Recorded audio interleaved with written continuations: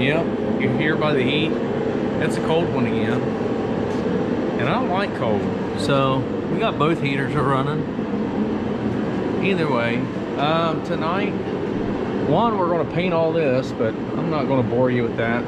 We're just going to paint it with Core 15 like we have been. Make that look, you know, gooder again. Tonight though, we're going to replace all this rusty crusty what's left of the suspension. Now, we've already replaced the lower control arm, which now the lights are really blinding you, so I'm going to come over here. The lower control arm with brand new pressed in ball joint.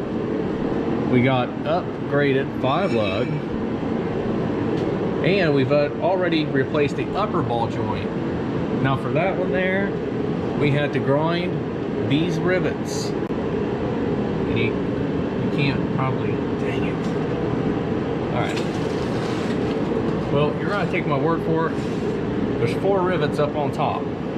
Anything and everything that's worn out already since 1966, you guessed it, we're replacing it.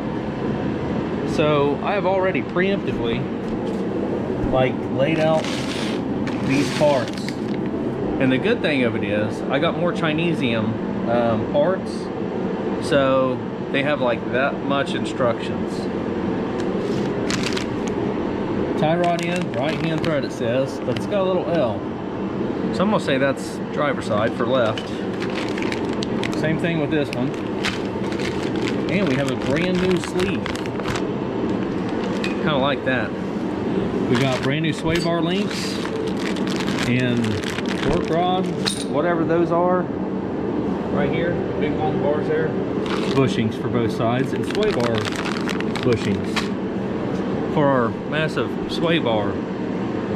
Anyway, so I'm going to show you how I'm going to do it, right, wrong, or indifferent, and we're just going to roll with it. By the way, I have not put the cotter pins in the bottom or top ball joint yet, because I'm going to go ahead and wrap it all up, go through and make sure that's all tight one last time before I call the front end done. That's the method to my madness on this.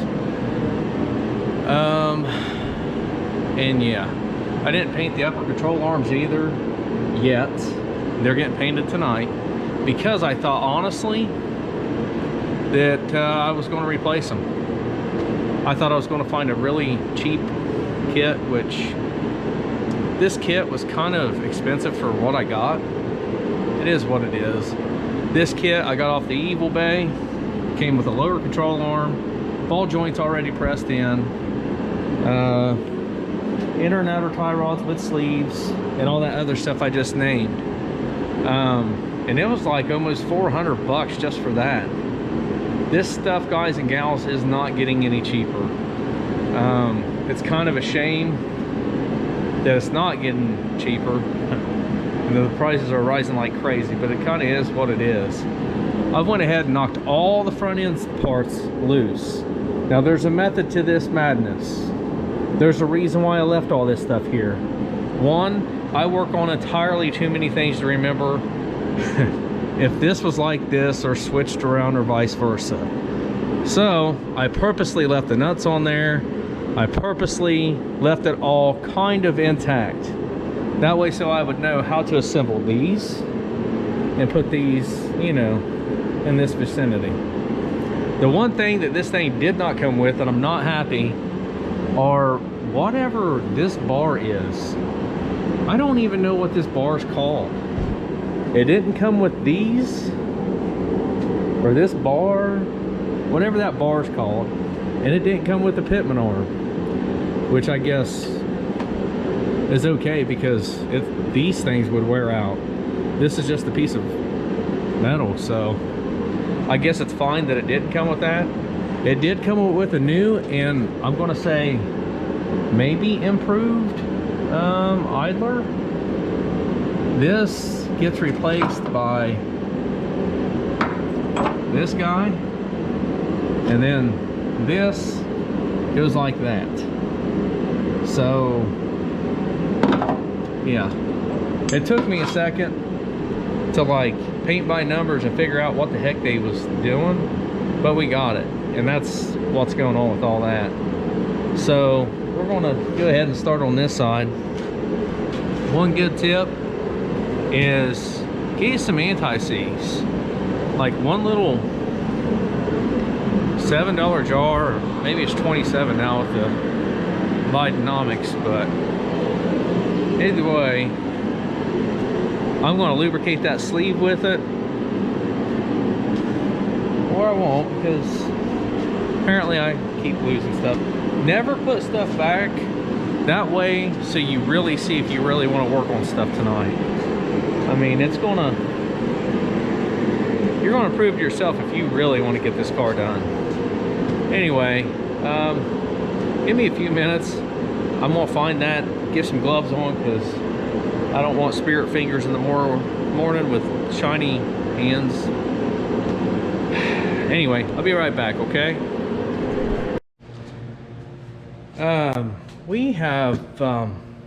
We've learned more things about chinesium parts, and that is that they are some of them are pretty darn good, and wherever I put it, some of these are quite a little different. What I mean is this sleeve here on both of them, on both of these sleeves, I had to take a tap and die kit and rethread one end, and it was the exact same end on both of them. Can't make this stuff up. As far as all this, I am getting it close-ish. I put my what you call it, anti-sneeze right there. Let's get some light on it, huh? Anti-seize on both ends inside this sleeve. That way, so it don't look like this fella. And that's just, these are factory originals. That's crazy. Crazy, crazy. And grease zerks mean they are not. So, I mean, look at that. The bolt is like molded to it. I think that's pretty cool. Anyway, so what I did, basically, I'm eyeballing it. Why? Because this car's going to have to get in alignment. I mean, straight up from the waist up, I have destroyed this car's whole geometry. How? Well, whenever I took out this, you know, control arm here, there's metal shims behind it. Yep. And I think I put them in the right places. I don't know. Maybe. So maybe we'll learn how to do a front end alignment without a rack. Maybe. I got a good buddy Delmer that might know how to do it. Huh? What do you say, Delmer? Want to teach an old feller a new trick? Like with a piece of string and a chalk or something? Tape measure? Magic? I don't know. But anyway, so what I'm doing is simply this. And yeah, it's that scientific to me. Like, that looks like it's right there. And then, if I can keep it real still, those are aligned perfectly. Those are pretty close-ish. That might need to come out a thread. Maybe 3. But, no, nonetheless, you want these threads sticking out to be about the same. And the reason why is that way so you get the most adjustment out of this guy. That, and so you can adjust this while it's on the car. See these slats right here? They take what's called a crow's foot and they twist it around the sleeve itself. They don't adjust these unless somebody has really done a good job on the alignment before. But see how this is from the factory?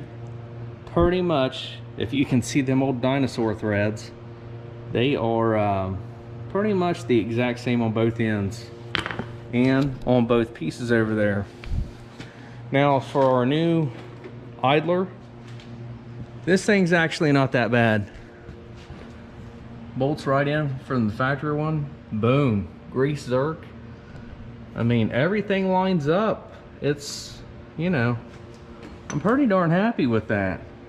See how I did that? Oh, no you can't because my fat behind's in the way. Threads, threads. I mean, pretty much even. This one has a little less than that. Don't beat yourself up. It's going to get alignment from somewhere. I'm kind of disappointed that I didn't know this steering rod. I'm calling it a steering rod. I don't know if that's correct or not because it goes from the, you know, there to there. That guy kind of seems important, so we're probably going to look for one of those. Being that this is a 1966, pretty sure there's no grease left in that. And yeah, I don't know. That's just really confusing. But there's also another bar that confuses me. It goes from here to like right here. It's that big guy sitting over there on the floor. I don't know if that's made for stabilization. I am kind of lost on all the for realness that I can say. I'm for realness lost on that. But whatever, we're going to go ahead and torquelate these things here and, you know, see what that looks like. Throw that guy on there. We're going to grease it, put our cotter pins in, and we're going to see what all of it looks like. I'm going to show you, excuse me, I want to show you one more thing here. There was a reason why I didn't throw away the lower control arm just yet. Because as you see, it has 4 holes in there, right? Well, I didn't know it, but so does the original. And if you can tell by that rust dust stain, she goes sideways. Like the way this guy would mount. Right there. So that's the reason why you sometimes keep old parts, just to make sure you put them back where they fit correctly. Also, I purposely didn't dismantle the old pitman from the tie rod end, just because I wanted to make sure that this one attached from the bottom and that one went down from the top.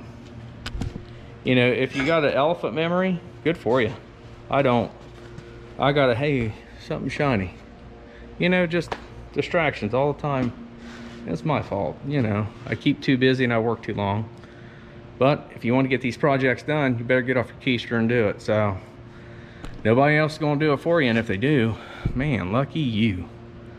But anyway, the one thing I did not like about this kit, and keep in mind this is the cheapest kit you can get, the upper ball joint does not have a grease zerk. Why? Why? I mean, if I'm looking at this front end right, that's your load bearing joint right there. And that, I mean, it's got air in it. It's not going to, because what we're going to do is take our needle point, poke it in there and squirt it full of grease.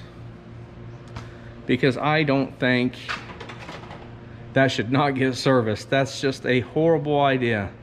I don't know why they did that. Yeah, you said it. 4-letter F word, huh? Ford. But anyway, guys, so I'm going to throw the rest of this stuff on here. I'll let you know how it fits. These bushings are unique. By unique, I mean like they're rough. I don't know. Sway bar links, we'll see how those fit. And then we'll see if we can hit the like button on the old chinesium type front suspension kit. And like I said, the cheapest one you can get, less than 400 bucks on the Evil Bay.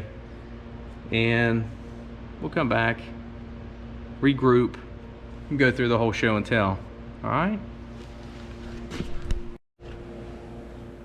So we just ran into something we didn't know.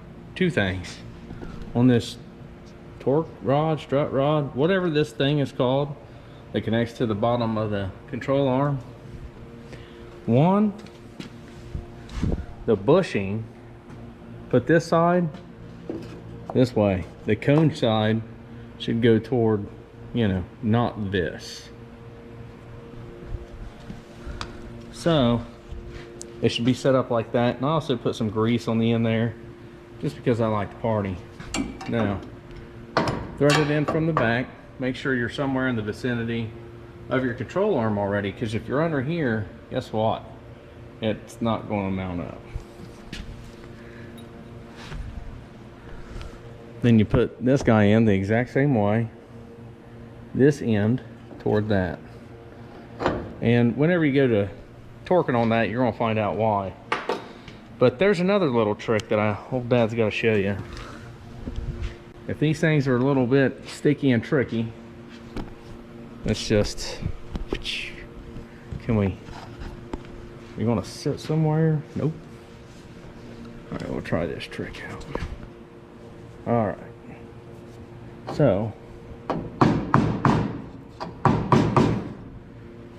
there we go. There's that.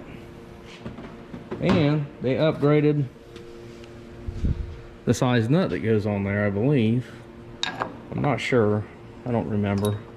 Maybe it's the same size. It's 7/8. But what you're going to find out is that bar will not line up. And I'll show you. Hold on a second. It ain't going to line up. It's going to be too far away. One has to do with these brand new bushings you just installed. Don't cross thread it, that, you know, because you're going to hit it with some hammer.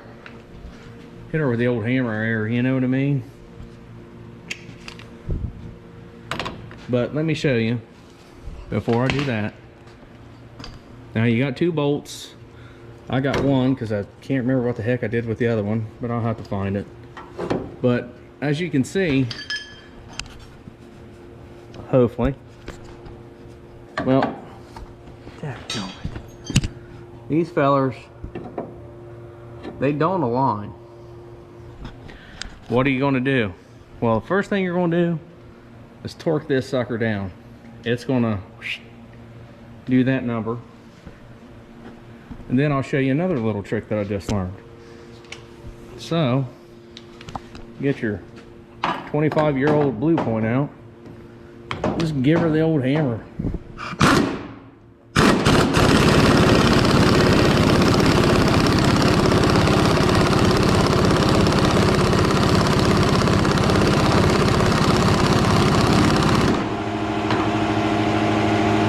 Then kick on your real noisy air compressor. Dang it.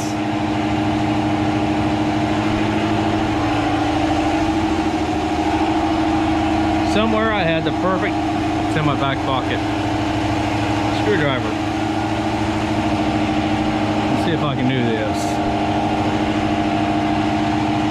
If this will twist, it'll be great. Probably won't. Dang it. Nope. I'll tell you what I did on the other one. I kept on hammering on that until it actually twisted the rod around. Dang it. Let's try that.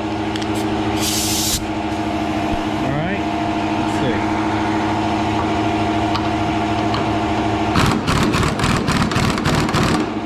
Alright, back it off.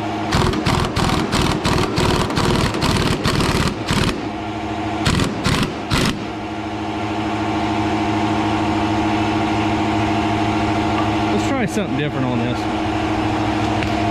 We do have it squeezed in there pretty good, right?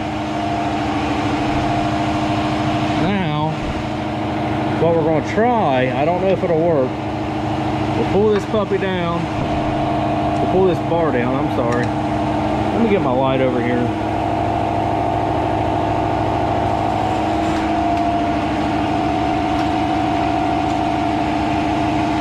So we're going to pull this rod down, and then we're going to take this screwdriver, do this back hole. Once we get it pulled down, and pry it to where these holes hopefully align enough to put this bolt in it. That's what we did on the other side. I mean, it worked pretty darn good. So let's just see if they'll do it again. But we're gonna have to get this rod twisted just a little bit more, just to, if you just work with me. Gosh, what in the world, dude? Like really, dude? All right. Nope. Oh yeah. So if we pull down here, and hopefully you guys can see something. Pull down here, and nope, that ain't gonna work. Maybe we try the first hole. Nope. Yeah, there we go. So we're aiming for this first hole. Dang, you guys can't see it. We're gonna put the screwdriver in this first hole and aim on the first hole on that guy. Yeah, see? And what we're gonna do is pry it this way as we have this arm pulled down. Okay? This might not look the best on camera, but you know, sometimes you just gotta do what you gotta do, you know? Like that. And then we'll go, come here. Nope, not gonna, it ain't working with me. So we might have to hammer in on the bushing just a little more. I was hoping that it would line a little bit better, but anyway, yeah, we got too big a gap there. Oops, you can't see it. There we go. See that big gap? We got too much gap there. So what we're going to have to do is hope we can keep this arm from twisting too much. I hope. And then what we're going to do is try the exact same thing. We're going to come up through this hole right here, wherever it's at, and then aim for that hole and pry as we pull down. So unfortunately, ah man, I just stepped on my safety glasses. That was not very safe. Oh good, just popped the lens out and probably cracked the frame, so we're good. All right, well, safety whenever, you can do that. And we're off the floor now. Anyway, give me a few minutes. That's what I'm gonna try real quick. And yeah, I'll let you know if it worked. It should, because it worked on that side over there. Just give me a few minutes, all right? Guys and gals, we got it all. That right there, that wasn't that bad. I actually backed this nut off a little bit here, and it made it a little easier to maneuver. And I did the screwdriver trick just like I told you. I put it in that first hole, lined it up with this first hole in this bar, pried, pushed the bolt right down in. It was actually, I'm gonna say it now, easy, because now I'm done with it. Sway bar links, they went easy. Bushings, they went easy. Everything actually did not go too bad on this whole chinesium type front end. These parts that are rusty and crusty, they will be painted, and the parts where I welded over there, that'll all be painted. You won't even see it anymore. But we actually have the whole front suspension done on this now. So like I say, tomorrow I'm going to go ahead and just paint all this stuff and get it all cleaned up and make it look, you know, like not like this. It's going to be like, you know, pretty-ish. You know, not show quality, but hey, that's a nice car quality. Let's see, front suspension, and once we get all this painted, we are going to remove this old clutch type stuff here. And that booster we're going to get rid of. And this right here is our next big to-do. We're going to hack down all these brackets. This is an 8.8 out of the 94 Mustang. And she's going up in here. We got a hold of our buddy over at Kentucky at CJ Pony Parts, and we got these type mounts. The factory type mounts, but we got them for an 8.8. They're 3-inch from, I measured it actually this time. I measured it, those are 3-inch. We got new perches that we're welding on that rear end. We're going to make this fit right up in there, right in there. So we're going to maybe attempt to keep these springs. I don't know yet. And the only reason why we want to keep these springs, somebody said it, yep, budget.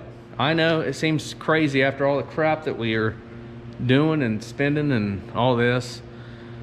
We may end up replacing them. I don't know, guys.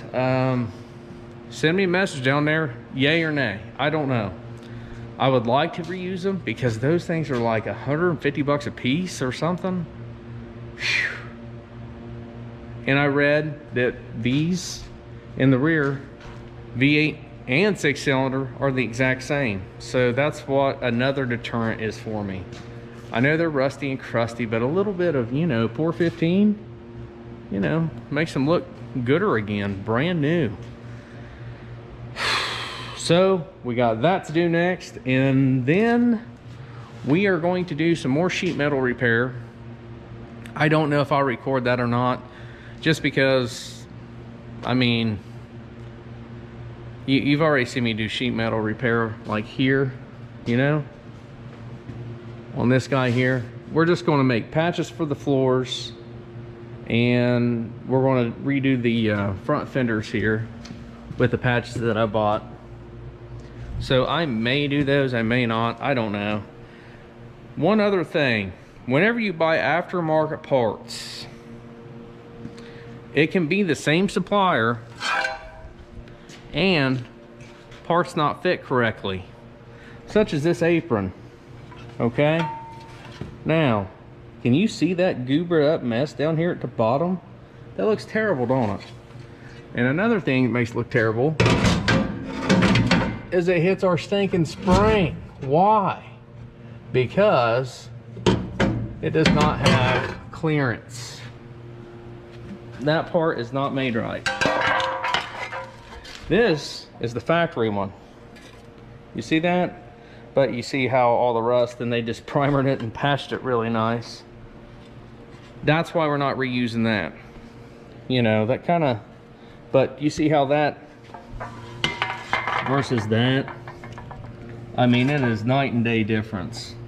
So we're gonna have to grind and cut this lip down completely, so whenever we don't hit, or we hit bumps in this car, this isn't raking across our brand new coil spring. But that's okay, we'll take care of it. And you know, that's what you get for buying affordable, more friendly wallet type parts. It's okay. If that's the worst we got to worry about, I think we're doing really great. Anyway, I hope this helps you guys and gals. Make sure you're putting your cotter pins in. I still have a few to get here, don't get me wrong, I'm not forgetting them. I still have to grease this front end too, but it's like AM already. Yeah, everything took at least 4 times longer than what I thought it would on this. So that's even more gooder, because, you know, why not? Anyway, that's enough for this episode. So next time, we'll be cleaning up this differential here and getting it ready to throw up in there. Hashtag 5-lug, Posi-Track, 8.8, 4-wheel disc brakes. Coming at you, okay? We'll see you guys next time here on Right Turn Garage TV. Y'all have a good one.